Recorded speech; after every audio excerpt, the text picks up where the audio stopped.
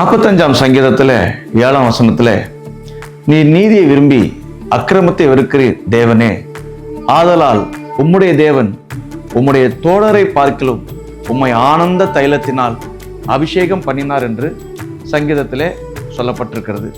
சங்கீதக்காரனாகி தாவீது சொல்லியிருக்கிறார். இயேசு நீதியை விரும்பி அக்கிரமத்தை வெறுக்கிறவர்.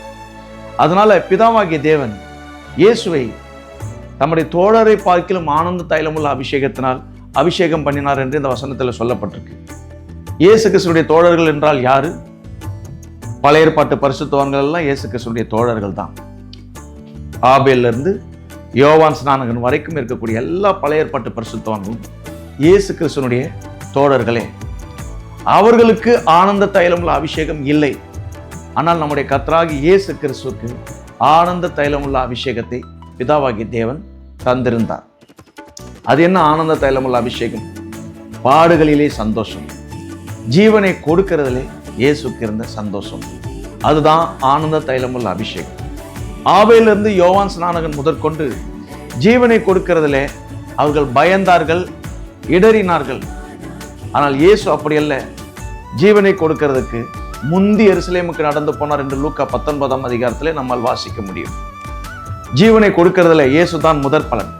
அதனால்தான் உயிர்த்தெழுதலிலும் இயேசு முதற் பலனாக உயிர்த்தெழுந்தார். அவர்தான் ஜீவனை கொடுக்கிற பிரமாணத்திலும் முதற் பலன்.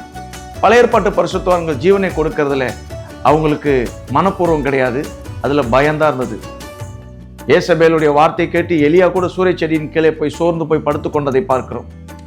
யோவான் ஸ்நானகனை காவலறையில வைக்கும் போது வருகிறவர் நீர்தானா அல்லது வேறொருவர் வர காத்திருக்க வேண்டுமா என்று யோவான் ஸ்நானகன் இடறினதை பார்க்கிறோம். ஆனால் நம்முடைய கர்த்தராகிய இயேசு கிறிஸ்து தான் ஜீவனை கொடுக்கிறதிலே முதற் பலன், ஜீவனை கொடுக்கிறதிலே சந்தோஷம், பாடுகளிலே சந்தோஷம், அதுதான் ஆனந்த தைலமுள்ள அபிஷேகம். தோழரை பார்க்கலும் என்று சொல்லப்பட்டிருக்கு. அதுக்கு நான் உங்களுக்கு அர்த்தம் சொல்லிட்டேன். தோழர் என்று சொன்னால் பழைய ஏற்பாட்டு பரிசுத்தவான்கள் எல்லாரும் இயேசு கிறிஸ்துடைய தோழர்களே. யோவான் 3ஆம் அதிகாரம் 29ஆம் வசனத்தில் யோவான் ஸ்நானகனும் சொல்கிறார், நான் மணவாளன் அல்ல, நான் மணவாளனுடைய தோழன் என்று சொல்லி தன்னை குறித்து யோவான் ஸ்நானகன் அங்கே சொல்லுகிறதை நம்மால் பார்க்க முடியும். அப்போ ஒட்டுமொத்த பழைய ஏற்பாட்டு பரிசுத்தவான்களும் இயேசு கிறிஸ்துடைய தோழர்களே.